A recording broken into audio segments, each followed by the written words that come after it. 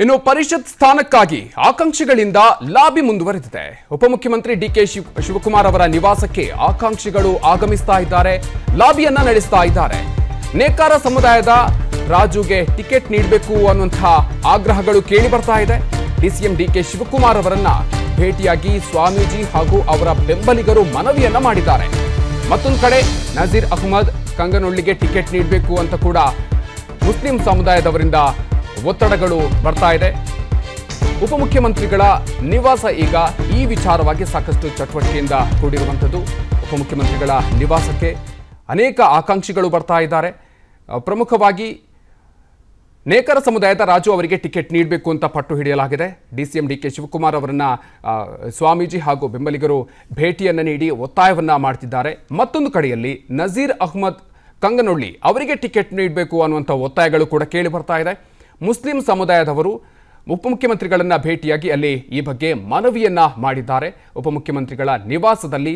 So ಈ ರೀತಿಯಾಗಿರುವಂತಹ ಚಟುವಟಿಕೆಗಳು ಈಗ ಜೋರಾಗಿ ನಡೀತಾ ಇದೆ.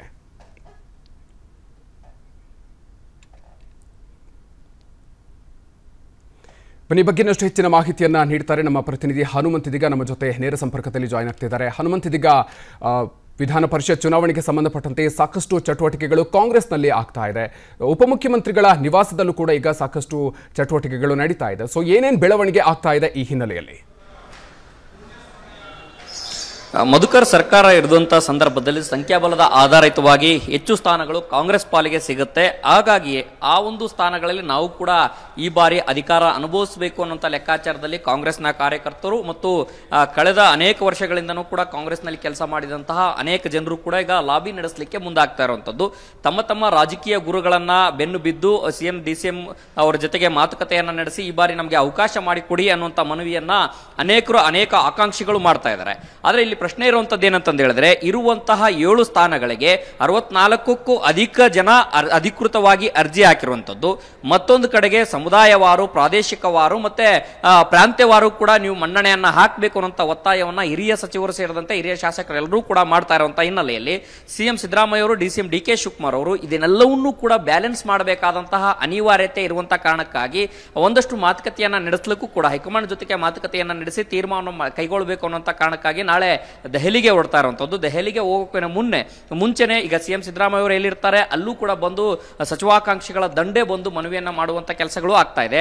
ಇತ್ತ ಡಿಸಿಎಂ ಡಿಕೆ ಶಿವಕುಮಾರ್ ಅವರು ಎಲ್ಲೆಲ್ಲಿ ಇರ್ತಾರೆ, ಮನೆಯಲ್ಲಿದ್ರೆ ಮನೆಯಲ್ಲಾಗಿರ್ಬೋದು, ಕಚೇರಿಯಲ್ಲಿದ್ರೆ ಕಚೇರಿಯಲ್ಲಿ ಆಗಿರ್ಬೋದು, ಎಲ್ಲಿ ಸಿಗ್ತಾರೆ ಅಲ್ಲಿ ಅವ್ರಿಗೆ ಬೆನ್ನು ಬೀಳುವಂತಹ ಕೆಲಸವನ್ನ ಆಕಾಂಕ್ಷಿಗಳು ಮಾಡ್ತಾ ಇರುವಂತದ್ದು. ಅಂತಿಮವಾಗಿ ಒಂದಷ್ಟು ಫಾರ್ಮುಲಾಗಳನ್ನ ಸಿಎಂ ಸಿದ್ದರಾಮಯ್ಯ, ಡಿಸಿಎಂ ಡಿಕೆ ಶಿವಕುಮಾರ್ ಮಾಡ್ಕೊಂಡಿರುವಂತದ್ದು.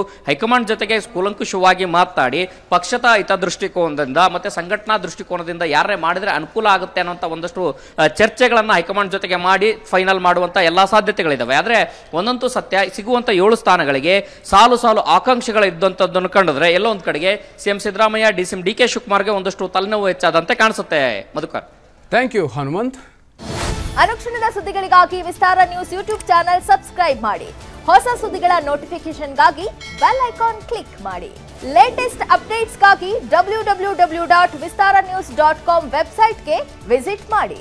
ಅಂಗೈಯಲ್ಲೇ ಜಗತ್ತಿನ ಸುದ್ದಿ ತಿಳಿಯಲು Vistara news Kannada app download ಮಾಡಿ.